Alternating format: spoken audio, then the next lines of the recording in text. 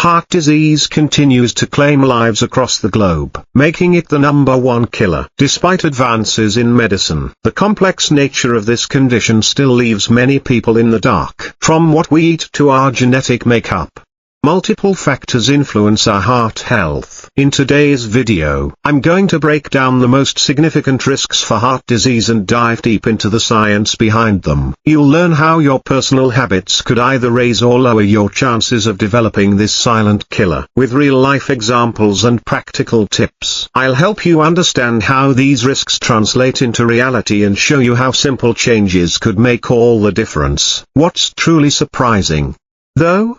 The answer might be more straightforward than you think. Stick around to discover how you can safeguard your heart before it's too late. Understanding cholesterol in the context of fat and carbs. One of the most persistent misconceptions in the realm of heart disease prevention is the direct link between high cholesterol and fat intake. Many people believe that simply consuming fat leads to high cholesterol, which in turn increases the risk of heart disease.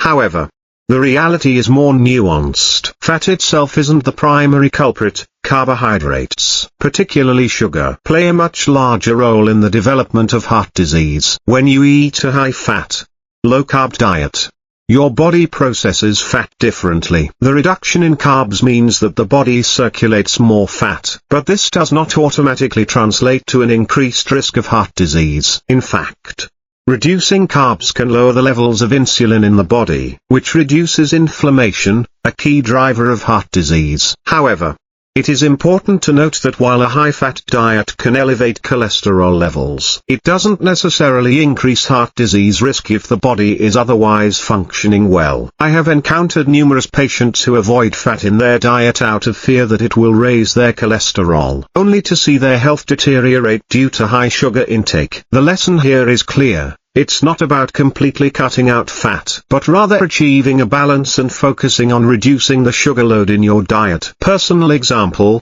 I once had a patient in his early 50s who was very dedicated to maintaining a low-fat diet. He strictly avoided any fats, believing that doing so would protect him from heart disease. However, when his blood work came back, I noticed alarming signs of high blood sugar and elevated triglycerides. This told me that his body wasn't processing fats properly, and that the low-fat approach wasn't addressing the core issue, his sugar intake. The takeaway here is that while he was avoiding fats, he wasn't managing his carbohydrate intake, which was contributing to his metabolic issues and raising his risk of heart disease. The role of uric acid in heart disease. Uric acid, commonly associated with gout, is actually a much more significant risk factor for heart disease than many people realize. Uric acid is a waste product that our bodies naturally eliminate through the kidneys. When the body produces too much or can't eliminate enough, it can accumulate in the bloodstream, leading to problems in the joints and, more critically, in the circulatory system. Elevated uric acid is linked to a high risk of cardiovascular disease because it contributes to increased inflammation and damage to blood vessels. Many people wrongly associate high uric acid levels with the consumption of red meat. While this is true, a major contributor to rising uric acid levels is actually sugar, particularly fructose, which is found in many sweetened foods and drinks. I often point out to my patients that while they might avoid red meat,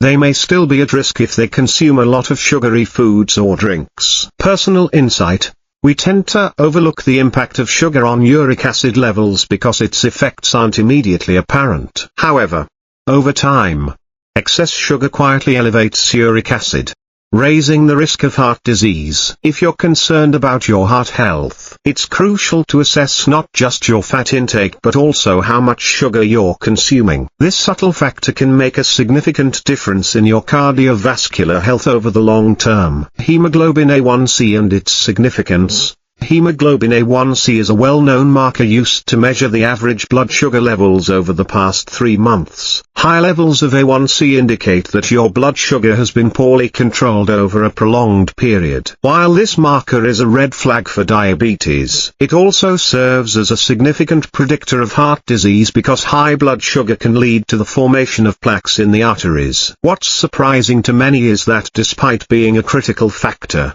Hemoglobin A1C is not the single highest predictor of heart disease. It must be considered in combination with other markers such as triglycerides, body mass index, BMI, and blood pressure. Example, I had a patient who came in for a routine checkup and had a perfectly normal hemoglobin A1C level. Despite this, her risk for heart disease was high due to other factors like high triglycerides and elevated BMI. This case reinforced my belief that you can't rely on one single test to predict heart disease. It's the interaction between multiple factors that gives us a clearer picture of the risk. Triglycerides and insulin resistance. Triglycerides are another critical marker for heart disease. These are a type of fat found in your blood.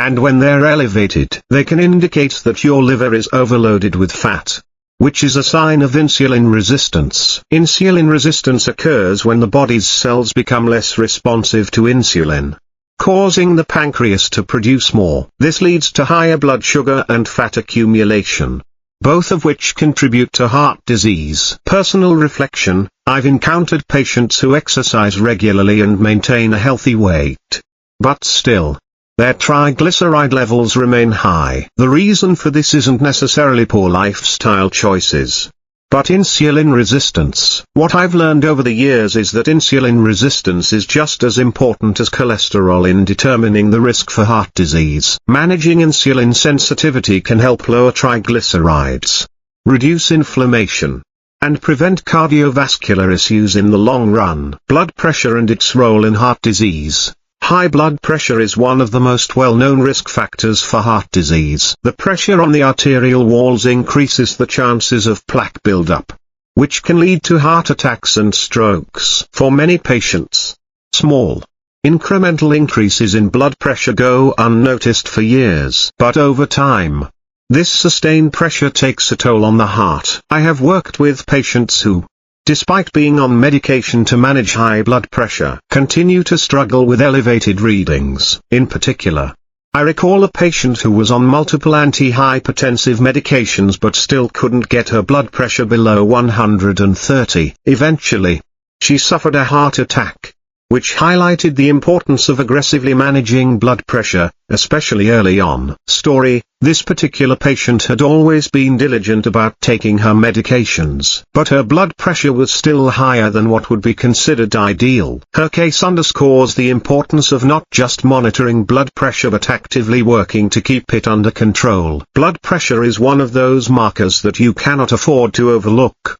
as even small fluctuations can add up over time. The hidden danger: insulin resistance, LPIR, Bulpa test. Lipoprotein insulin resistance is a newer and more advanced method of measuring insulin resistance, which is a key factor in heart disease. When insulin levels remain high for extended periods, it causes fat to accumulate in the bloodstream, leading to higher cardiovascular risk. The Bulpa test measures this in a more precise way, providing insight into how well the body is managing its fats and sugars. Personal perspective: the more I've studied insulin resistance, the more convinced I am that it's one of the most underappreciated causes of heart disease. If I had been more aware of this test earlier in my career, I could have intervened sooner in many cases. By identifying insulin resistance early, we can help prevent heart disease by addressing the root cause before it leads to more serious health problems. Heart disease isn't the result of one single factor, it's the combination of many things coming together. By keeping a close eye on key health markers like cholesterol,